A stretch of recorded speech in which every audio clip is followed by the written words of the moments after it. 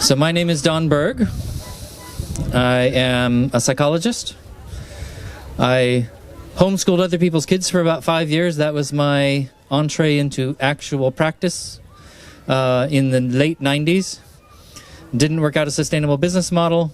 Started and crashed the business several times. And the idea was a consensus-based small group exploring the community on a daily basis. So it wasn't until Vancouver IDEC was my first. And I had no idea this world existed. I just went, wow. I found out about it. And I was living in Washington, which is actually just the state below British Columbia. So I was close enough that I could go and not break the bank, which was very small at the time. So then I spent many years doing other things. And then over the last 8 of the last 10 years, I was an environmental activist. I was the co-founder and treasurer of a group working on air pollution in Portland, Oregon, which I will talk about in a moment. The title for this talk, in case anybody is not aware, is Achieving the Impossible: Historical Precedents for Global Systemic School Reform. So those of you who may have attended Peter Gray's talk or be familiar with some posts he made in many years ago, is that he does not believe reform is possible, only a revolution from the outside. I disagree, and this is why this talk exists. But I also heard other people express the concern that things are getting worse, and so the cynicism, the pessimism is something that I think we can, I'm going to argue is, I'm not going to argue against your attitude. I'm going to say that there's evidence for optimism. There's evidence and other processes we can look at that can encourage us and enable us to think about school reform strategically moving forward. And I'm glad everybody's bundling up. I put on my vest. Okay, so I think I'll go ahead and... So the talk, the historical precedents that I'll be referring to are of four types. There's this idea of what's called an adjacent possible, which I'll explain later. Number 2 is market transformations. There are ways that markets transform, and education is a form of market, and it's not, I am not talking about privatization. That's not what I'm talking about. Different kind of market, but we'll talk about that later. Conceptual shifts, so ways that actual human brains change, and that's, my field is psychology. And then the fourth piece is going to be a relatively short piece, but it's looking at who are the change agents that bring about these kinds of transformations and changes and reforms. All right. So unfortunately, the contrast effect makes this very difficult for you to see. But there's a woman right here. This is my colleague, Jen. So when we were, when I was, Portland Clean Air was the name of the organization where we were fighting air pollution in Portland, Oregon, in the USA. And this is my colleague. She was the one who chiefly went out, and on the street, she would come, she would have a clipboard, and she would walk up to you on the street and say, "Do you have a moment to talk about air pollution?"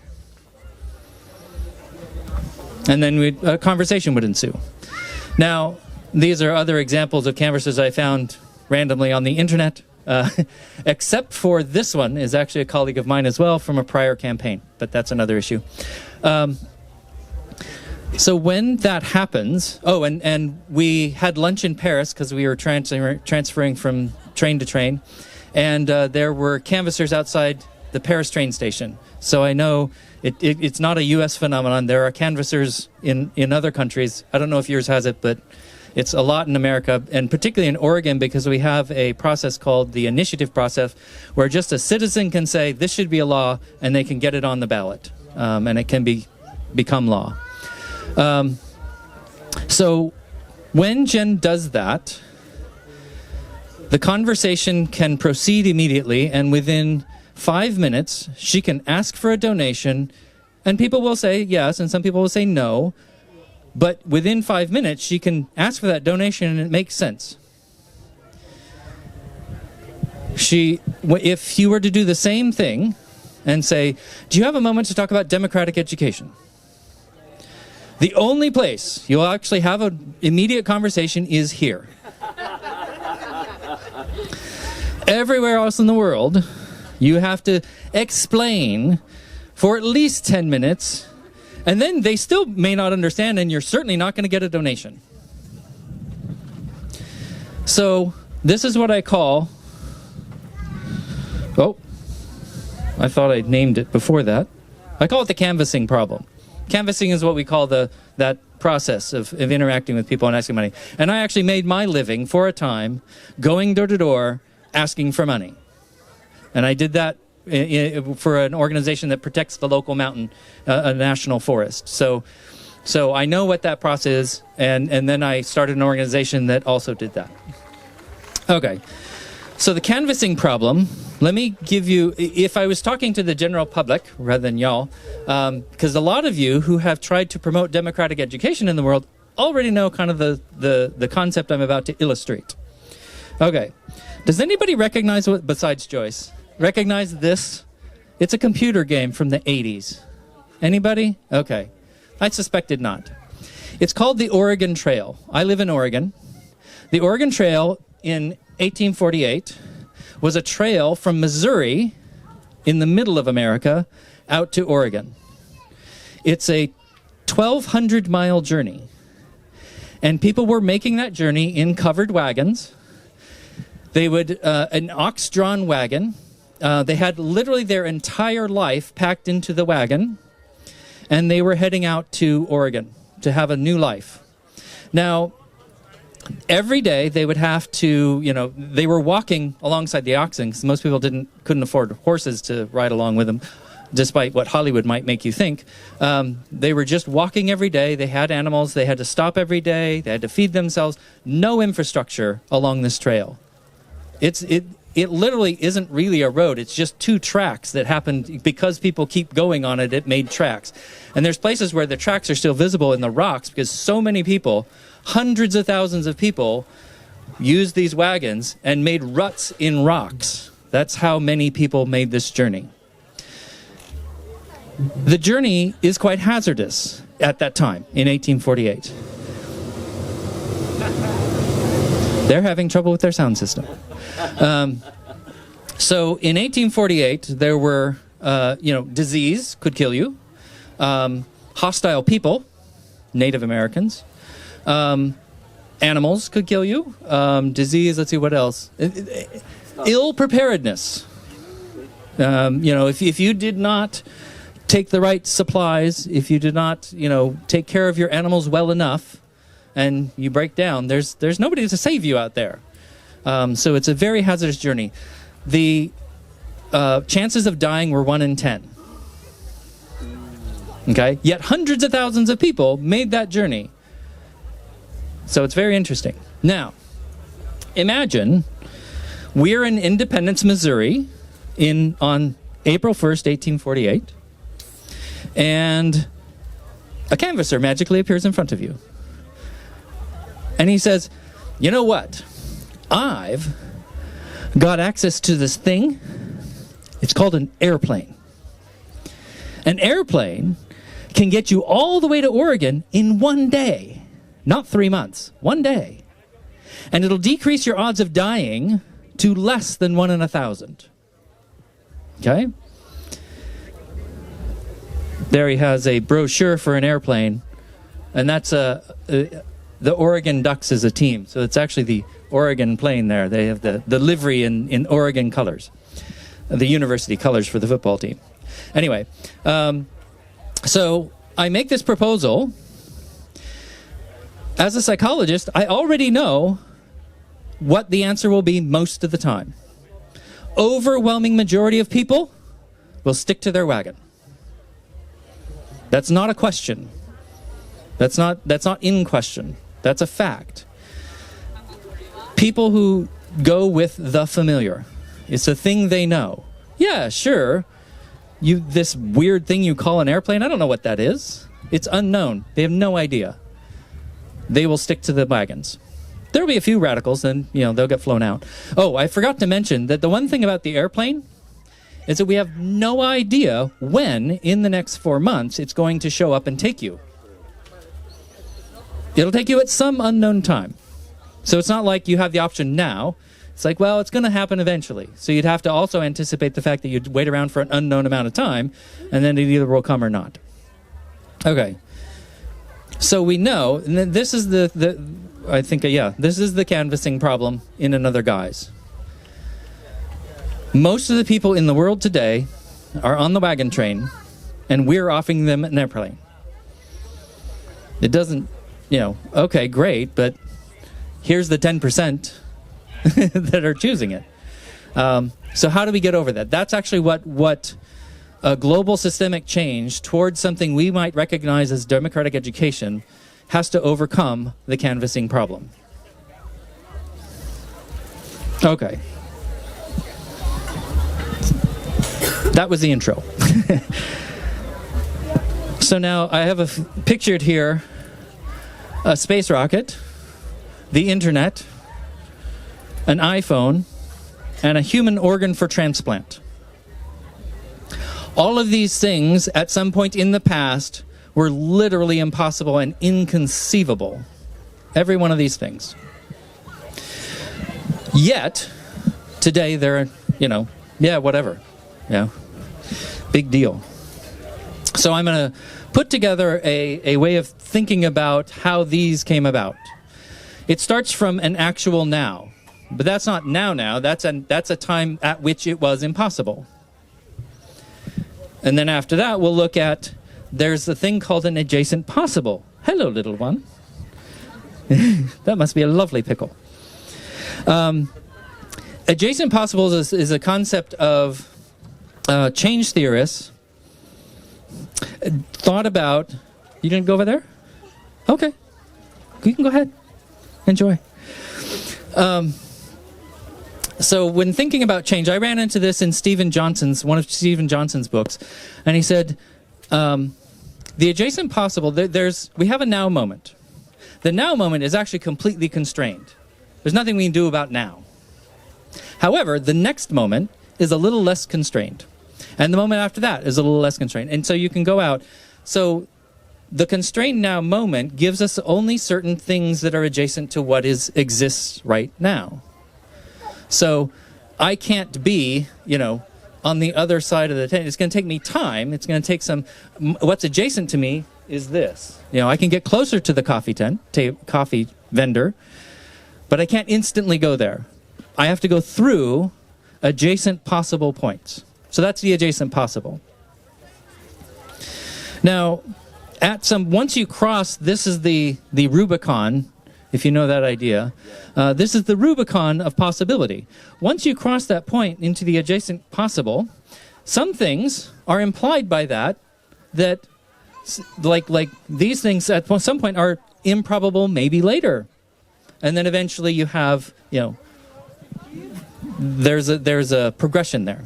Okay, so I actually have about 4 different examples. We're only going to go through one so we can get to the Q&A sooner. In my book that's coming out in October, we'll go over it in a little more detail. So we're going to think about transportation. We have a nice couple on horses that look very French from 18... Actually, when I go to the next one, I'll know what year it was.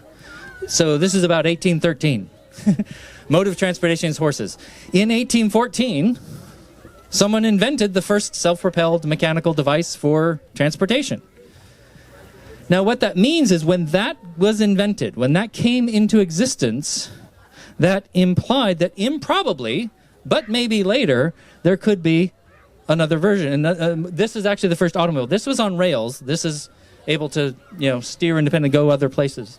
But one of the improbable, but at this point was impossible, but once this Rubicon was crossed, became improbable, was flight. Wilbur Orville used an engine to move that thing forward. And then also implied in that was the space flight. It's just a matter of moving things, right?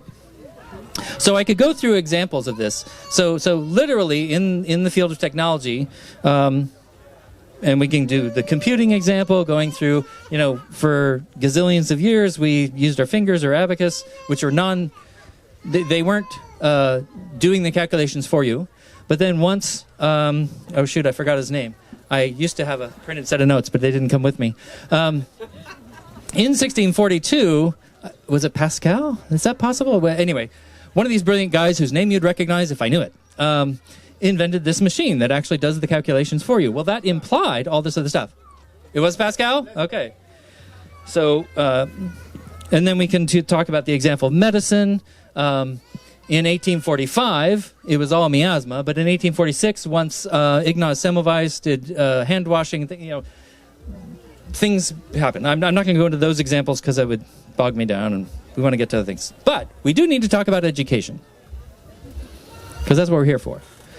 So the actual now, at some point in the past, the actual now was, this is from a book that talks about how basically the form of the classroom we have is literally thousands of years old. 2000 BC is what's recognized as the first classroom from archaeological evidence. But it looks identical to 1900. I mean, not identical, but very close. Rows, people in front. Well, in 1907, and y'all might not know this because we're at Summerhill, which is here. In 1907, in Alpharetta, Georgia, or wait, maybe it's Alabama. Anyway, there's a school that John Dewey recognized in one of his books that still exists today. It claims it's Democratic, though that's varied through the years, but it is older than Summerhill, even though it's... but that's Marietta Johnson's School of Organic Education. So once she invented her school, and there's probably actually a better example somewhere in the past that doesn't exist anymore, but I don't know that because it doesn't exist. But once this Rubicon was crossed, and then Summerhill and things like that, what is it that is that thing that was impossible that we're trying to create? We've already crossed this Rubicon, so it's not impossible, it's just improbable. The rest of the talk is basically going to be talking about, okay, how do we get there?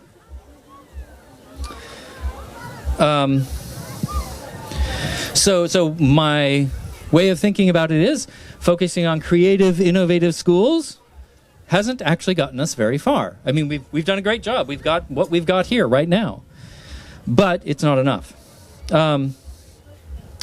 What you probably cannot see because of the contrast is that I list what I consider holistic schools, which at the top is Democratic schools, Agile Learning Center, Sudbury, Montessori, Waldorf, etc.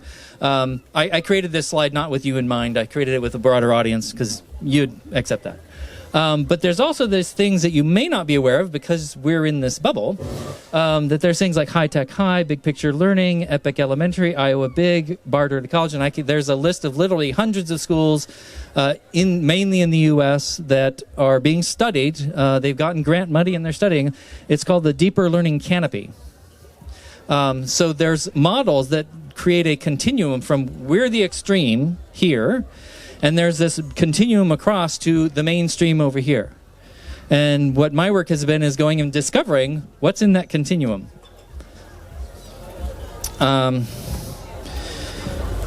So now we're going to talk about what kind of market does education actually have. And what I want to do is point to Michael Lewis's work.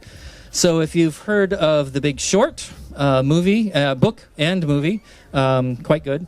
The Blind Side, which is about a football player. The Big Short is about the 2008 economic crash and how there's a bunch of people that made a ton of money betting against the market, and when it crashed, they won.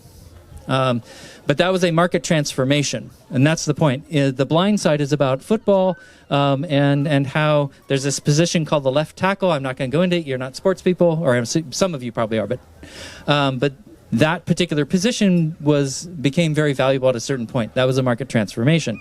The one I want to focus on in Michael Lewis is Michael Lewis is a financial report journalist, and many of his books focus on some kind of market transformation.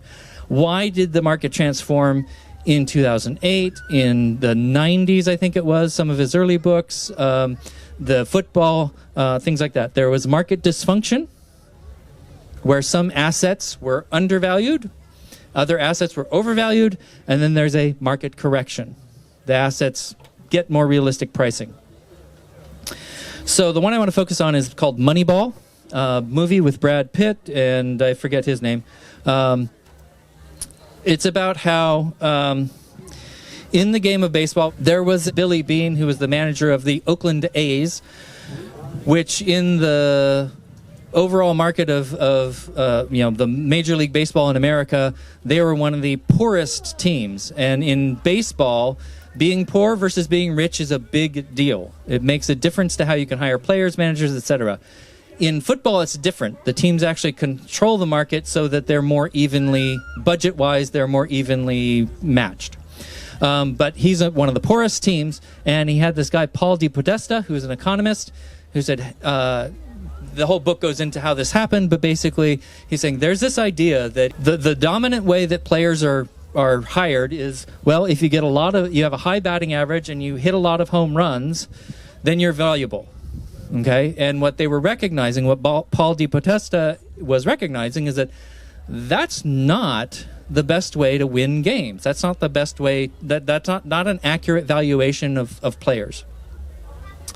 So part of what they were doing, one of the reasons baseball is a good example or is to use is because, or the obvious example to use, it's one of the most quantified games in the world, is there are more statistics about baseball than about anything else. And there's people who are obsessed with studying those statistics. So the question is, what data will help us win? The assumption had been, for many decades since the beginning of the game, that batting average and home runs were the big ticket items. What Paul DePodesta was saying was like, no, there's this other thing, and so this is a baseball diamond. There's home plate. That's where the batter stands, and they're going to hit. And in order to get a run, in order to score points, you have to be a hitter and get someone. You have to run around the bases and score. So on base is when you're at bat, how many times you get on base. It doesn't matter where you end up, but how many times you get on. And then what they call slugging percentage is how far did you go once you got the hit that's going to get you on base. They just said that's a much more valuable data to know whether you're being successful. And what happened was in just one or two seasons, Billy Beane went almost, but not quite, to the World Series. And he was beating all the high-paying teams. So he did something that was not supposed to happen. And he caught, the movie is quite entertaining about how this played out, because everybody in baseball said, "You're nuts. You're crazy. This is," and his fans talk about people getting heated and debating each other and bad-mouthing him and his whole thing, So it's because there's millions of dollars at stake, so and people's pride and whatever. So once he shows through an amazing, like the longest winning streak in baseball history, for instance, like people went, wait a minute, he's onto something. And that's what's called a market correction, because all of a sudden, those people with those different statistics were getting paid a lot more money. Now, that negated Billy Beane's advantage. So the fact that he did so well was because he initiated a market correction. Okay, now let's turn to education. What is the market we're talking about? We here know for a fact that there is a market dysfunction. But the question is, what data will help us to educate? Right now, the market dysfunction, is that what I call academic bookkeeping. Test scores, grades, diplomas, certificates, whatever you want to call it. Academic data is supposed to be the big ticket item. That's what we want. We have an achievement gap because that's what matters. Achievement, not really achievement, just academic bookkeeping. If you get the grades, then you're on to college. And the college is supposed to be the big ticket, to a happy, prosperous life. But we all know that that's a market dysfunction. So the question is, we know that academic data is not going to do it, but what data will? A market for data. That's what I'm talking about. Baseball has a market for data too. They have real economic things going on in addition to that, but they have a market in data. So, this is an interesting question. What I argue is that what I call experiential climate data is the main thing that we need in order to correct this market. Now, you have no idea what I mean by experiential climate data. I'm a psychologist. I study motivation and engagement. My thesis research was on the Village Free School and the Village Home Education Resource Center, both located in Portland, Oregon. And my research was published in the journal Other Education, which is focused on our kind of schools. That's what they do. It's an academic journal devoted to us and people adjacent to us. So, because I know that psychologists like me can collect data on intrinsic motivation, and you claim that your schools support intrinsic motivation, prove it with data. I suggest that that is how to produce the market transformation we need. We cannot simply say to them, your data is invalid. They're not going to buy it. They're not going to change under that argument.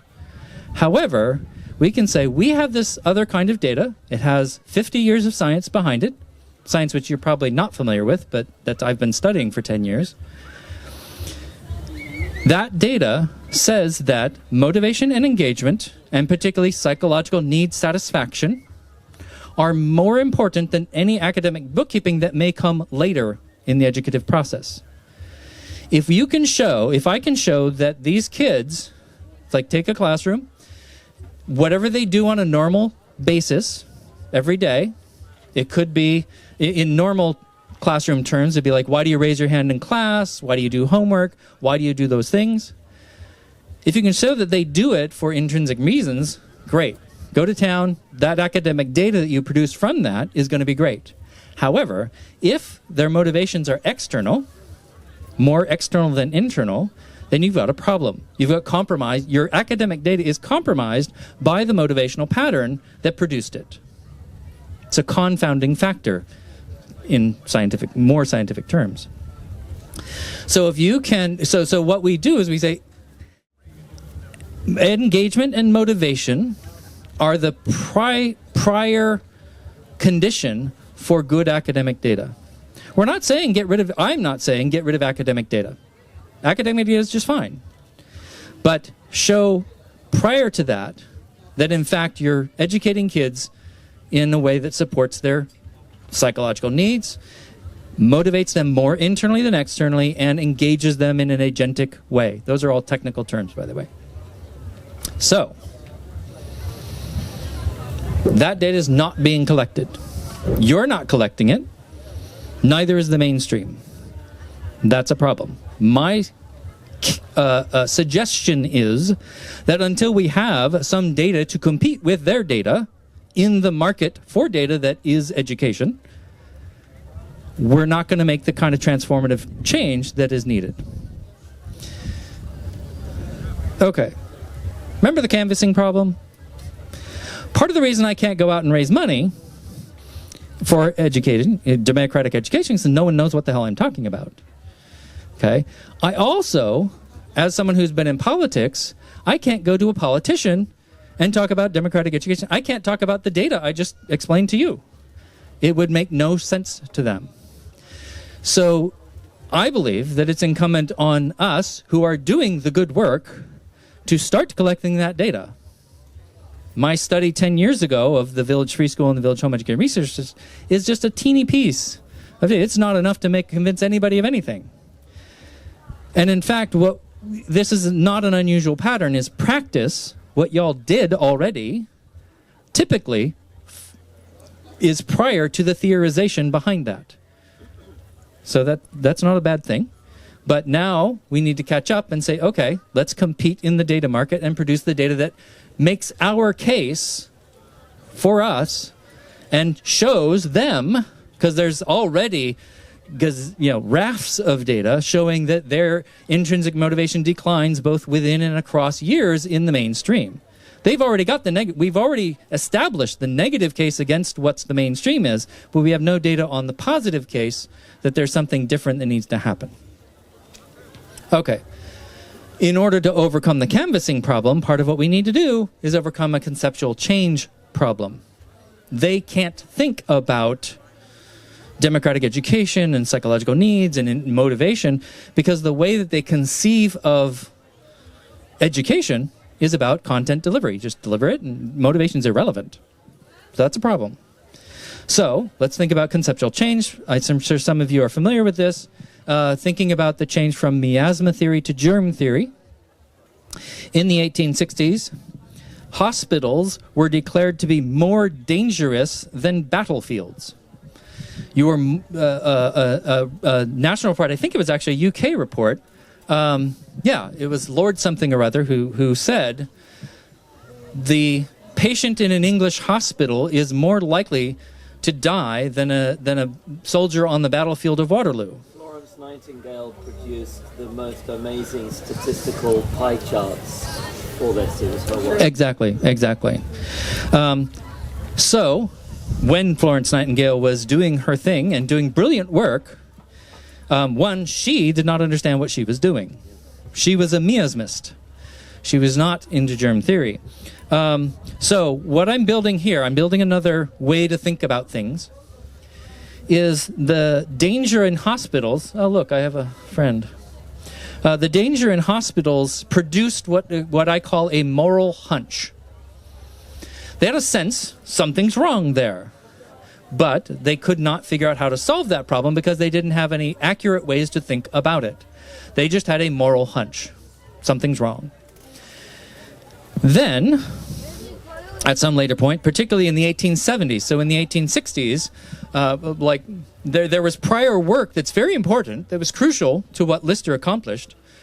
But John Snow in London studying the cholera epidemic, what's called the ghost map, he produced great data, and he thought there was something in the water that caused the problem, but he didn't have what we now recognize as germ theory.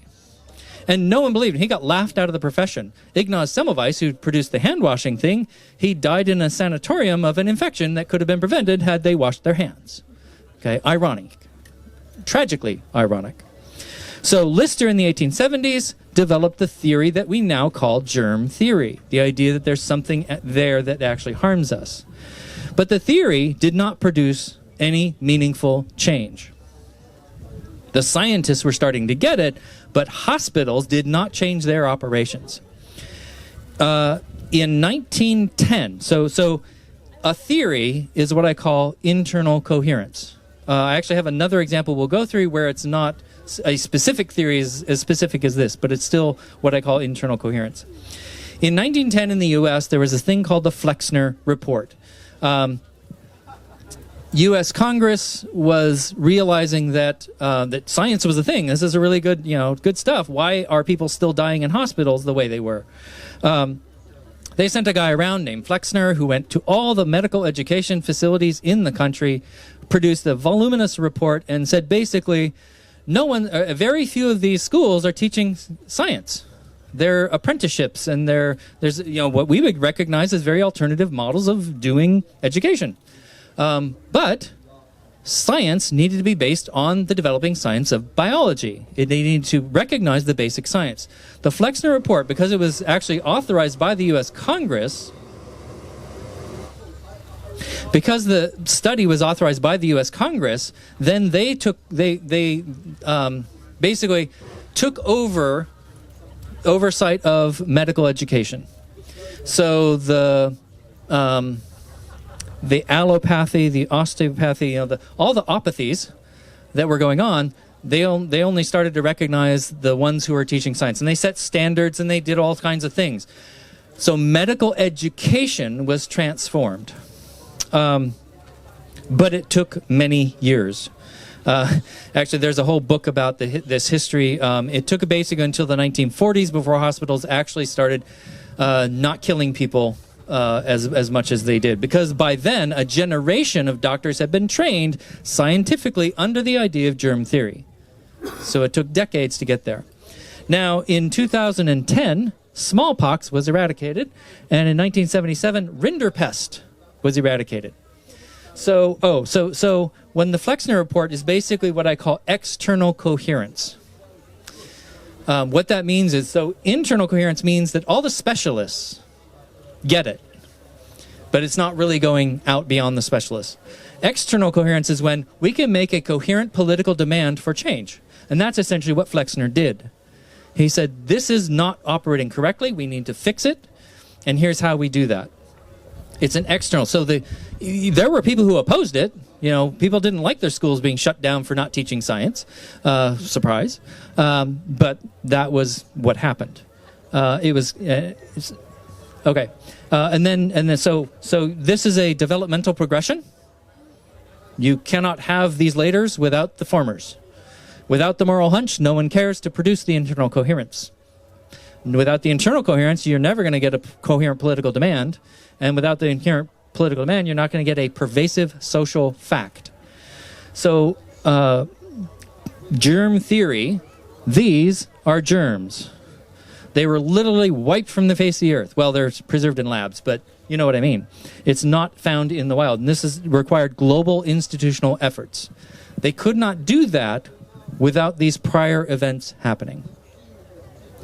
So in environmentalism, my own field in which I worked for many years, we're going to go through this faster because now you understand the model. The moral hunch, I point to John Muir, who he was instrumental in the foundation and the creating of national parks in the United States, the first national parks. But sometime after that, he realized, oh, wait a minute, the national parks there's too many political interests that are using the old idea that nature's just a resource to be exploited. He was fighting for what might be, a sacredness to nature. We need to preserve it for its own sake. So he had the moral hunch, and there were a number of writers and things in that time that expressed the moral hunch. I just use him because he was actually instrumental in doing things about it. The Sierra Club being a key move.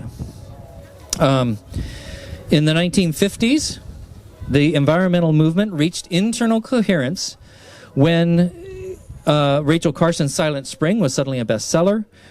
Deep ecology, which people may not be familiar with, but deep ecology is holding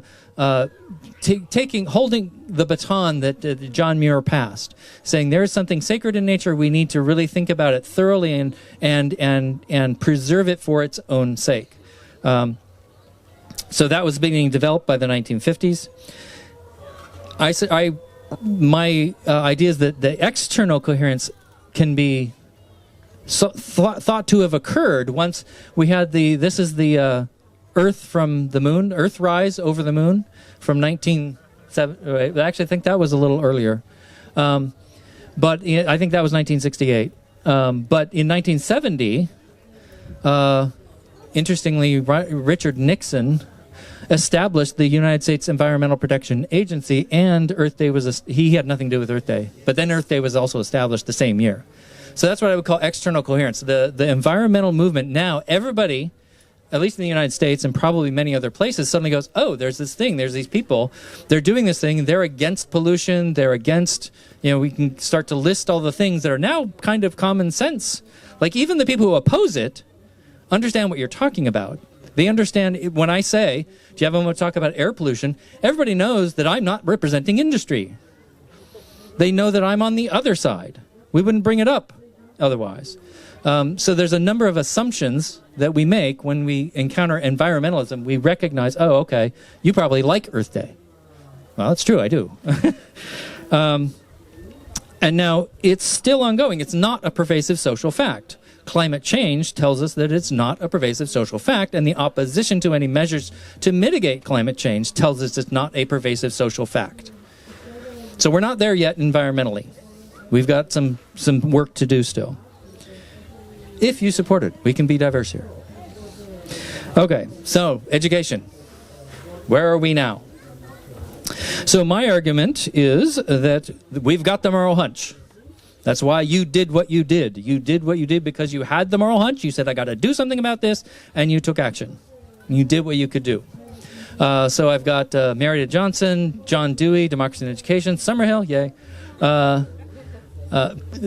Press Hill, which is in Australia, which I list because it was listed on Arrow's alternative list at some point in 1931. We've got John Holt, A.S. Neal. This is the school in Nepal. I forget what it's called now. Would have been in my notes. And then John Taylor got it. So we've got the moral hunch down. We've got books, we've got schools, we've got all kinds of things to express our concern about this moral hunch. Things need to be different. And not just trivially different. Like, we have a deep felt sense that this is wrong. It's not just a little bit off. It's like, it's wrong. It's harming children. And I think we are not, this is our Rubicon.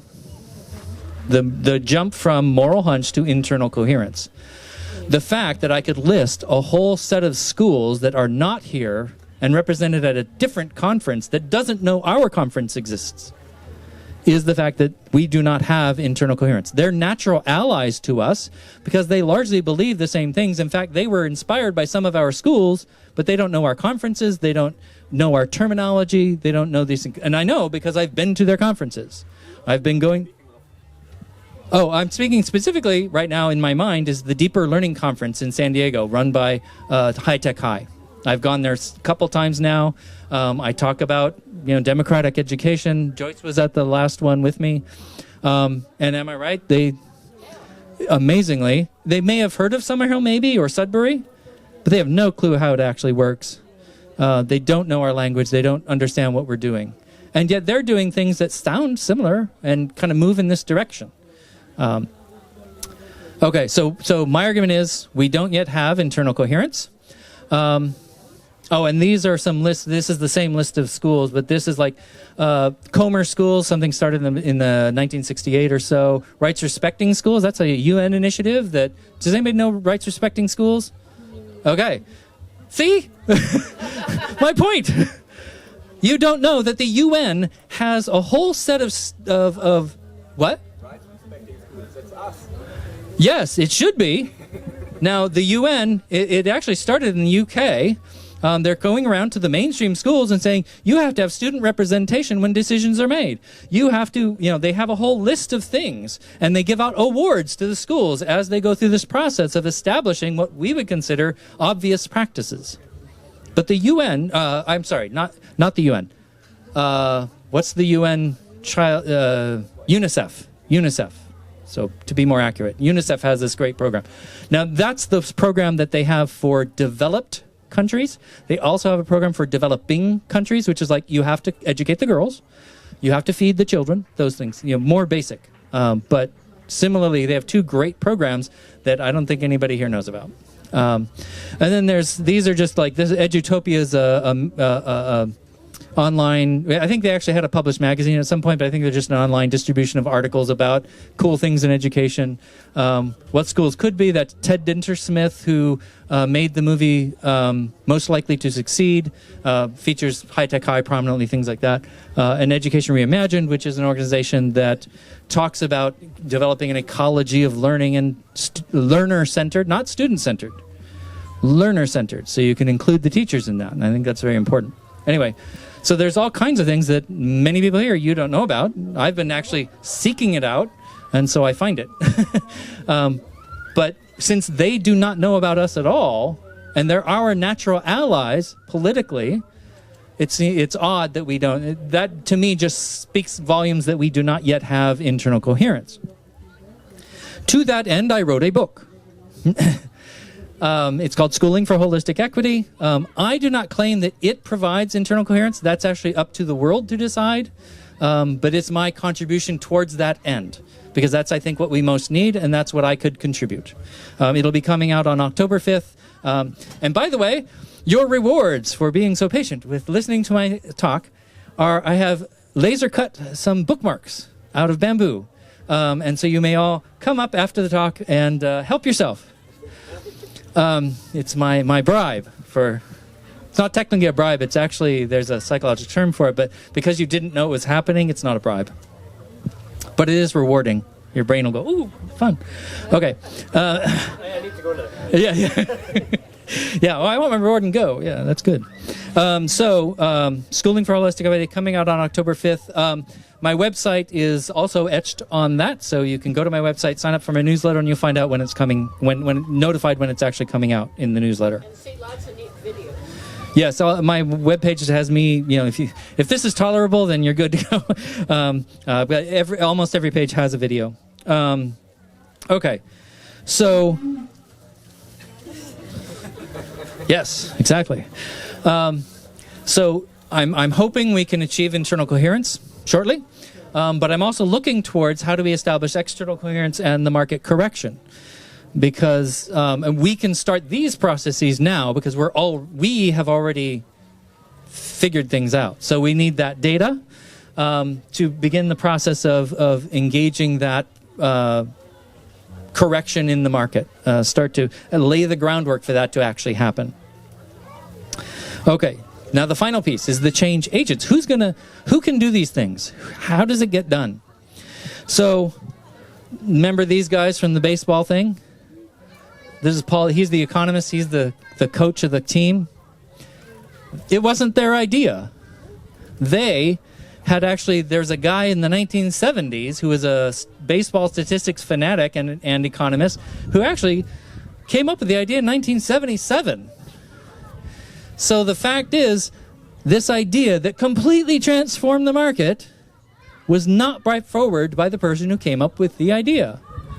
A different set of circumstances had to happen. What basically had to happen was Billy Bean, someone in a position to do something with that data at the level that it could transform the market. And so this is the tricky bit. And this is a bit I have no real idea how it's going to happen. But at some point, if we set the stage properly, someone's going to come along in the right position of power and say, wait, that data's really good. Let's use it, and I don't know what they're going to do with it, but it's going to be in some school system, and they're going to say, yeah, when we do this, we'll get, better outcomes. We'll get better, more equity, which is why my book's called Holistic Equity. But it's not the people who necessarily come up with things that make it go that next stage. Another example of that is McDonald's, which everyone cringed, I'm sure. McDonald's as an example? Ooh. But the fact is that Ray Kroc turned McDonald's from a single restaurant into a global thing. Now, he did it in probably unethical, maybe even illegal, but nobody's prosecuted him. He's dead now, so it's not past, too late. But from 1940 to 1953, so 13 years, the McDonald's brothers were doing their thing.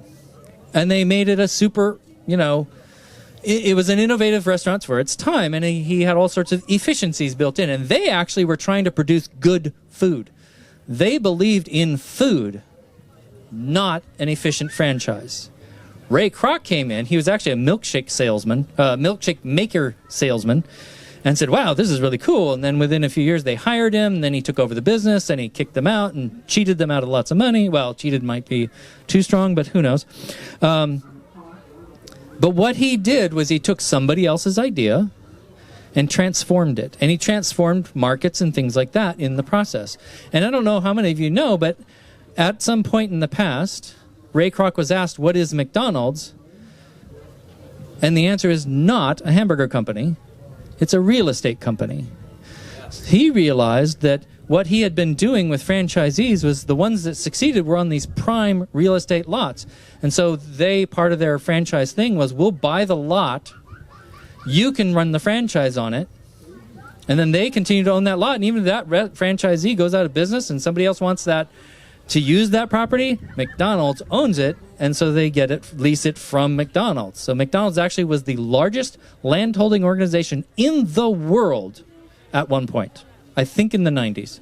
I don't think that may not be true anymore. But the point is not about McDonald's and Ray Kroc specifically. It's about there has to be someone in a position to take an idea and do something more with it. And we haven't experienced that yet.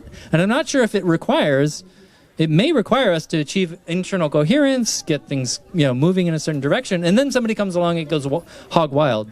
But at some point, there has to be when we talk about scalability or sustainability, that's going to have to happen. It may not look like a single organization doing it. It may look like all of us. But some change has to happen, and that's the market correction, I think, is a key first step. Okay. So how can we navigate our adjacent possibles to move in this direction? Okay, that's essentially the end of my talk. Thank you very much. So what you presented with the market approach is one of the ways. I don't know if you're familiar with the book by Jürgen Thorwald. He wrote a couple of books like about surgeons, gynecologists, detectives.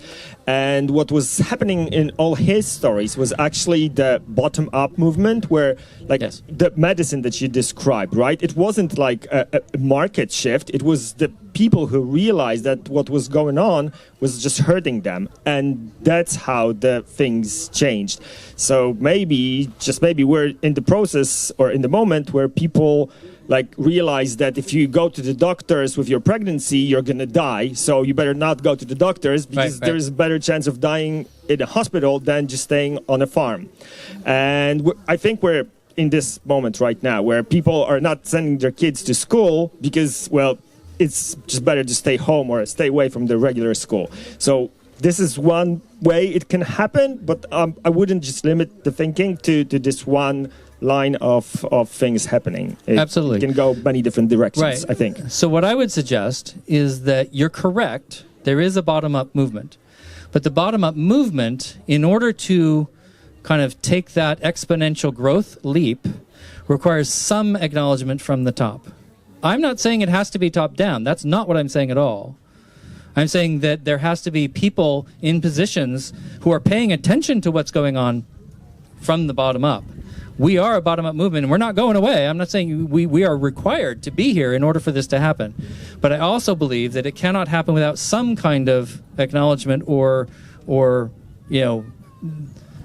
there's not merely an emergence from the bottom up. There has to be allies at the top saying, oh, let's make room for this. And that's actually how I talk about it in the book, is more about we need to bring those two things together.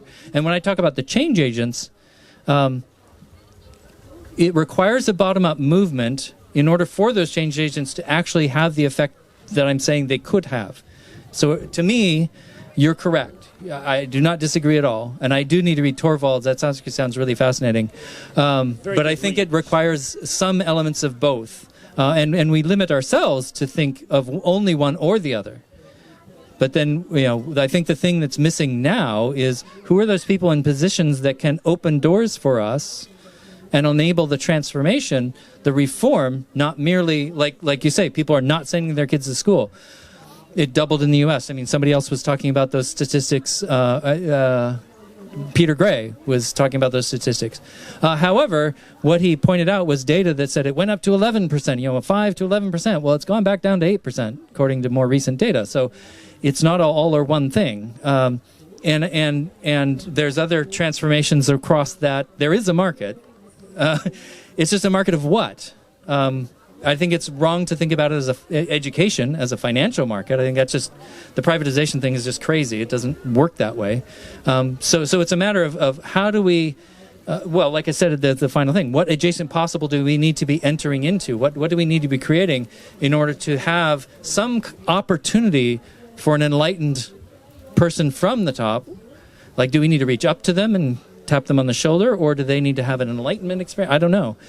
Yeah, so that's my point. I think that with technology we have right now, this sort of thinking might be kind of 20th century thing. Maybe we don't need anyone from up top to kind of, yes, you're right. Now let's try it out.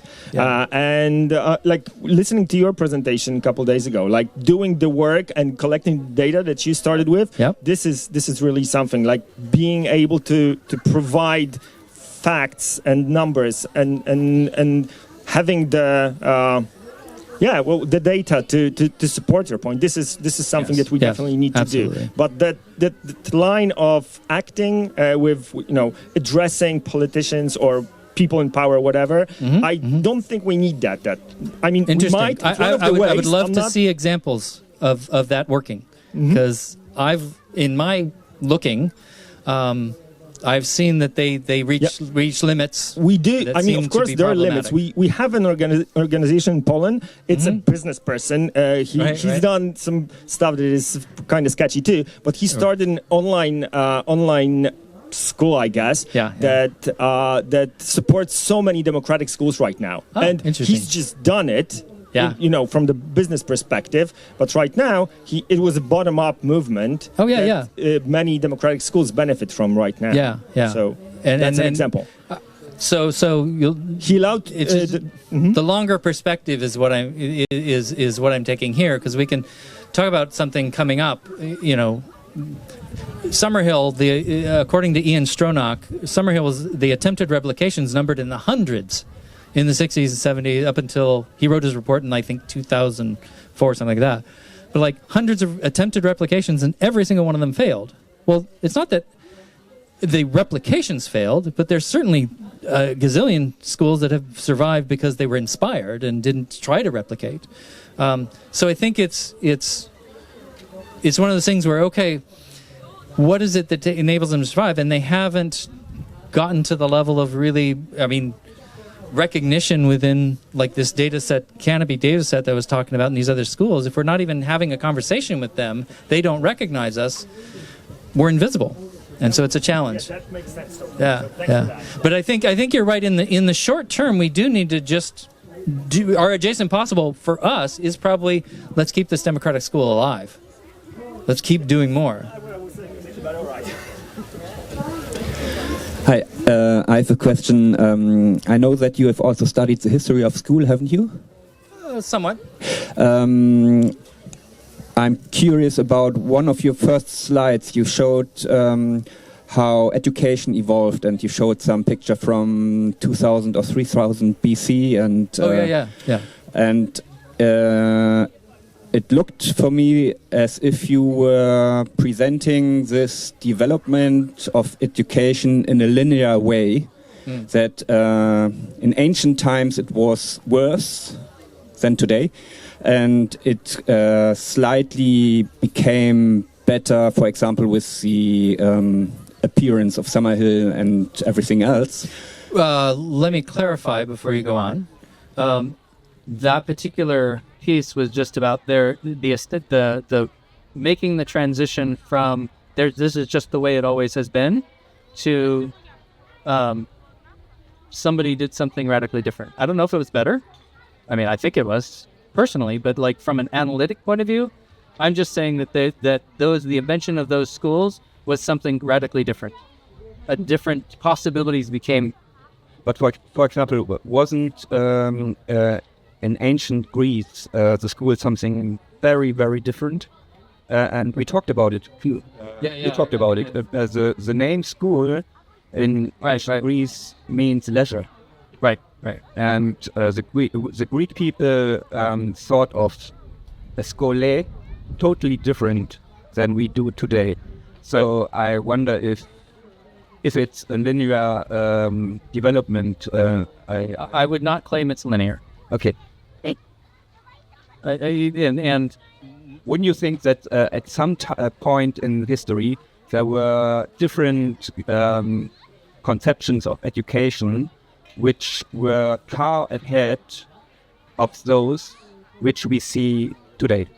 So what I would say is that they were certainly, I wouldn't say ahead because I'm not sure what direction they were going, but I would say that they did not, given the way that modern mainstream schools work, they did not survive. They did not survive. Yeah. Okay. And our movement has, many examples. Like I said, hundreds of schools have failed and not survived. Now, I think there is an evolutionary process at work, and the reason that you all are here, if your school's been around for more than 10 years, you've got something going on. You've evolved into something that actually is what I would consider surviving. So it's not linear. it's whether ahead or not, I don't know yet. If you think about evolutionary processes in the moment, it's like you have no idea which animal is going to survive.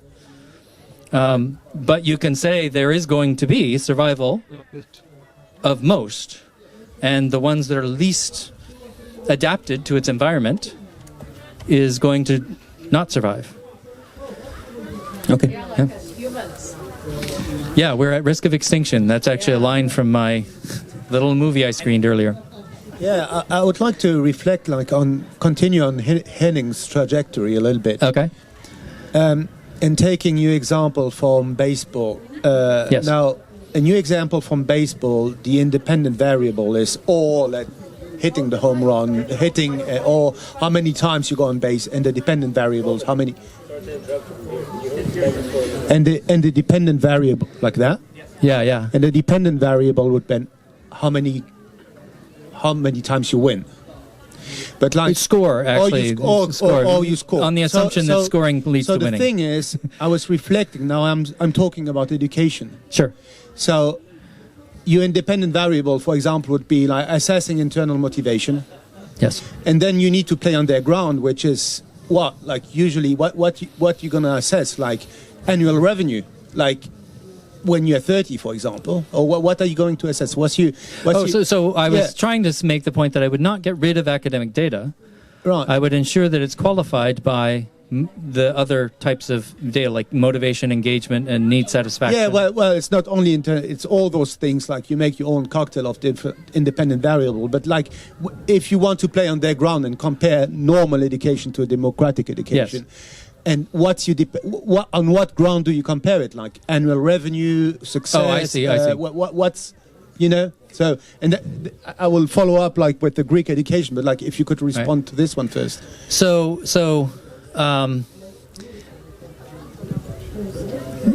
The dependent, so the outcomes that we're looking for are going to be some of the same ones. I mean, actually, I'm not saying get rid of academic data. Academic data can be but you want to compare and saying it's more valuable. Our system is even more valuable. Yes, but compared on what scale? That's what motivation, engagement, need satisfaction. They cannot. Right, but they do not produce data that meets that. That's the thing. Like people probably like what I would say is like, but that's not what I want for my child. I want to succeed. They will say we still want to measure by annual revenue. That's what counts for us, and that's okay.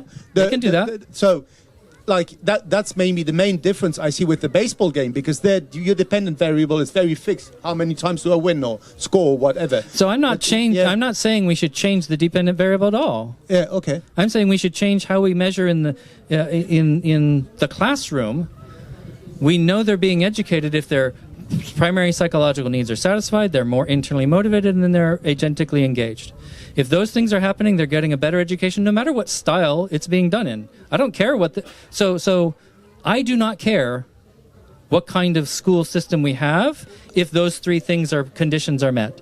You can do a lecture for all I care. So what you're doing is actually changing the dependent variable. You're saying we should not measure anymore between or academic success or how many money this guy is making when he's 30, but we should measure those things should be qualified. Right. That outcome data should still be measured and still looked at. Okay. But it should be qualified by and what pattern of motivation produced that data. Right. Because you're going to see a relationship between external motivation and poor outcomes. I mean, that data is already established. Mm-hmm. You're going to see a pattern of internal motivation leads to better outcomes. And that's actually already established. It's just a matter that we don't have the systematic collection of the data in a school system to be able to compare. Like, I can't tell the politician, all these people think they're producing good intrinsic motivation, but I can't show you any data to that effect. Or I can. It's a teeny segment, and so they're not going to be impressed. It doesn't justify the argument. See what I'm saying? Okay. And the second thing can we come back? Oh yeah, sorry. Here and then come back. Thank you. I just wanted, there are data about my thought. Okay, motivation is related to many factors, success factors, like also income, also high achievements, also you name it, and it is like based in the data, like vannstenkiste and so on. But I think that what we lack is the data of self-determination theory in the democratic schools. The democratic schools are the place of those three basic psychological needs. Like, this is, I would start from that. That's the one psychology conference I go to and present at is the self-determination theory conference. So you're right, and that's exactly what I'm arguing. I just didn't throw the terms out. So the problem is that in the field of psychology, it's when a student or a professor gets an inclination to go collect that data and do a study, then it gets collected. That's not adequate. That's not enabling a political change in how schools operate. In order to create a political change in this way, you have to have schools that say, oh, that's valuable data, we need it, we want it, we can commercialize those measures. We need ways to collect that so that somebody needs to take those measures and say, hey, we can give you an app that you can use with your students in a democratic situation and measure that data. That doesn't exist right now. It's unique studies done by academics who are interested, and that's not how you do, how to create a bigger change. So one of the pieces that I just didn't want to go into because it's detailed is commercialization of measures is a key component of making that happen. And that hasn't happened yet. There's one measure that I know of called the Hope Survey that does do a little bit of that, but it's not developed further. It wouldn't serve well for our schools. It serves well for the charter schools that they're mostly used in. So we need better measures. They need to be commercialized, and then we can really get the data accumulating consistently. Then we'll have something. Joyce, and we'll come back to Robin. If you're still inspired. Isn't there a problem that politicians, or certainly possibly right-wing politicians, don't want better outcomes in schools? Right, so I had a conversation earlier, and somebody quoted, I can't remember the exact Conservative Party politician that it was, but one of them made a Freudian slip where he talked about controlling, we need to control 60 million people or whatever it was. So they couldn't care less what data, I just feel like that's a really fundamental problem, isn't it? It's it doesn't matter what data. You could have neurological scans of every child in the country, sort of 5 times a day for the whole of their school career, and then 10 years later in every kind of school setting. It feels like whatever data you have, that's not going to make any difference, and the whole art, whatever, of politics is manipulation. So whatever the data is anyway, there's ways of manipulating it, creative ways of manipulating it. So yes, I hear your point. And as a psychologist, I can say that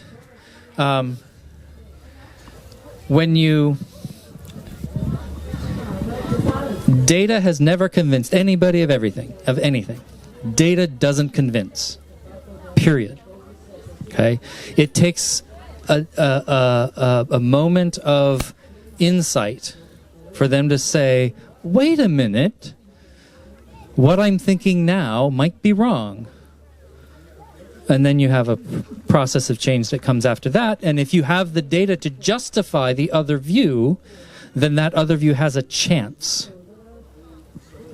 It doesn't mean you're going to arrive. So anybody, and I really wish your father was here. Anybody who says the data speaks for itself is wrong. Data cannot speak. Data is framed, and then it speaks.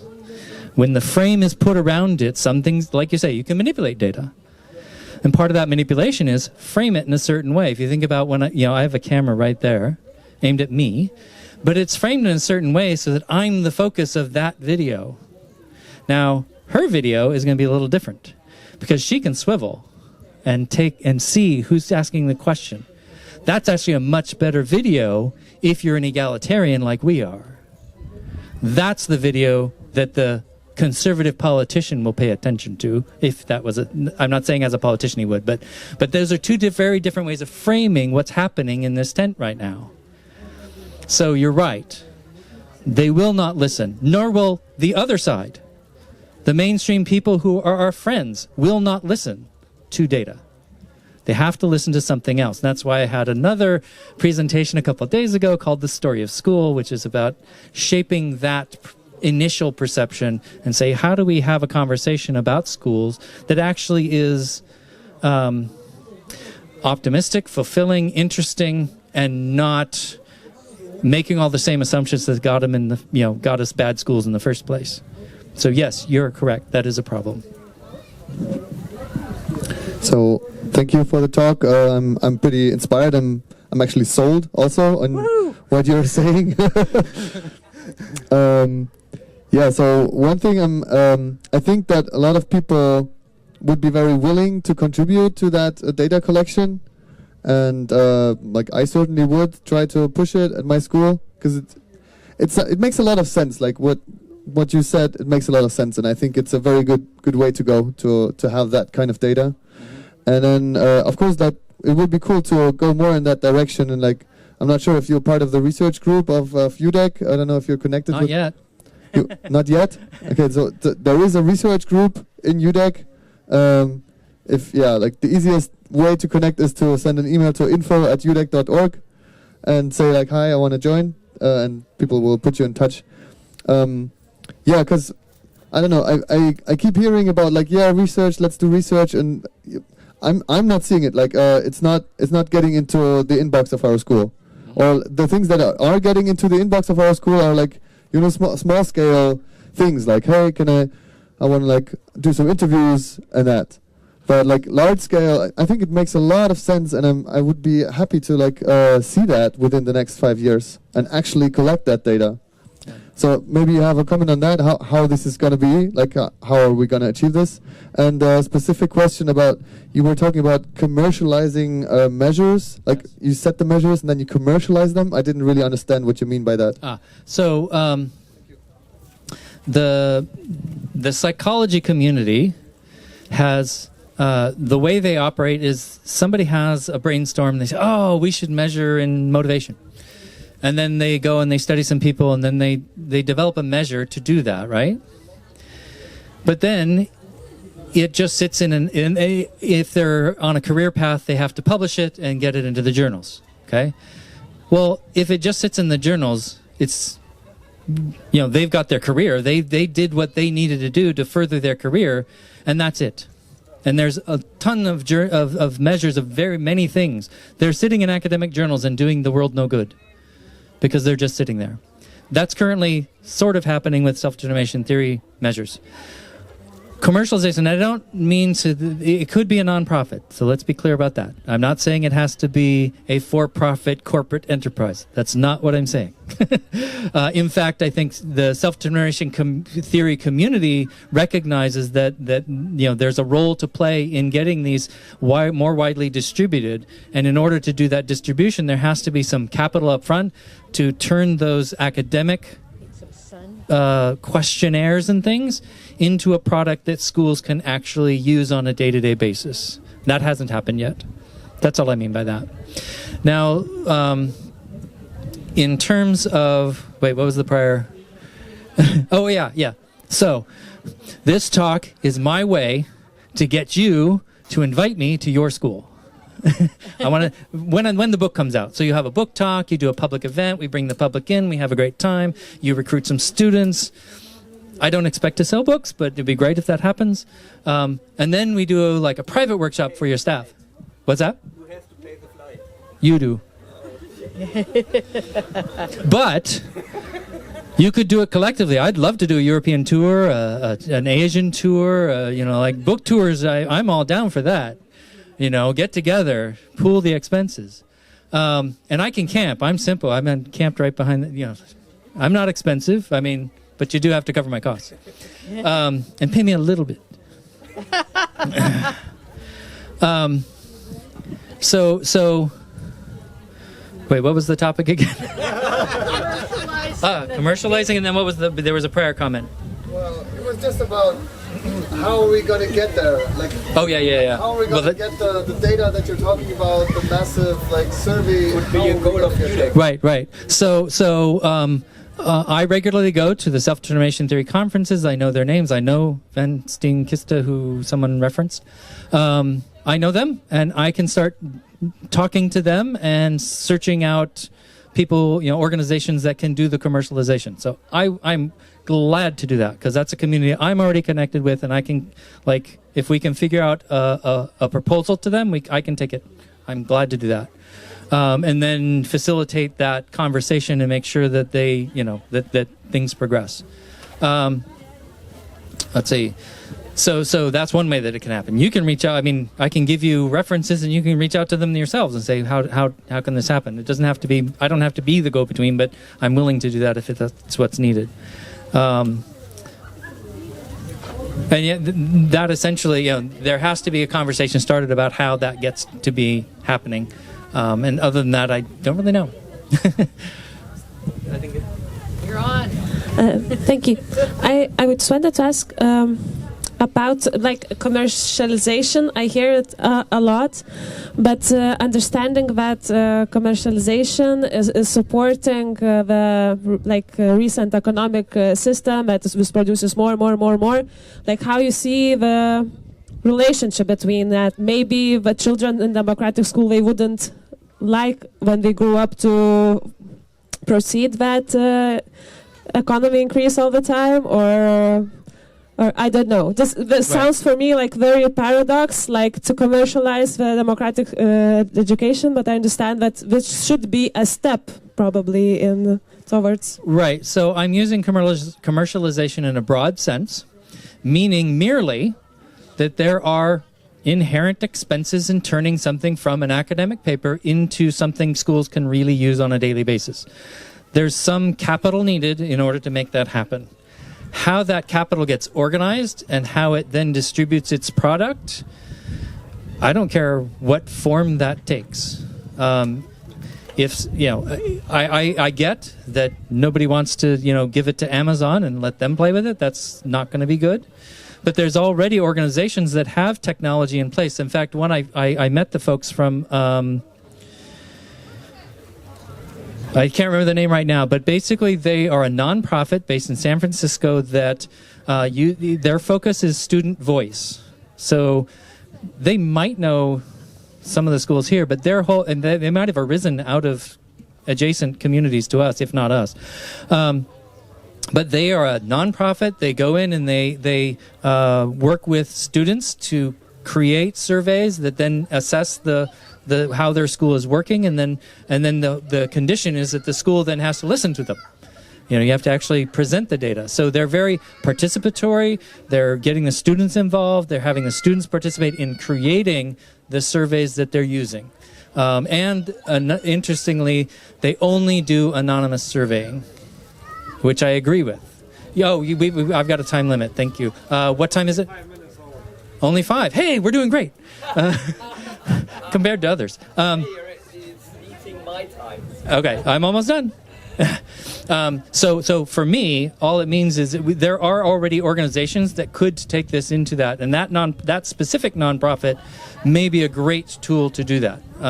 In fact, email me either through the website, because you can come and get your bookmark, or I can give you my card and email me, and we can set up start introducing you to them or doing something to start that process. So with that, I will conclude. Thank you all very much. And don't forget to come and get bookmarks. Get your bookmarks. Yes.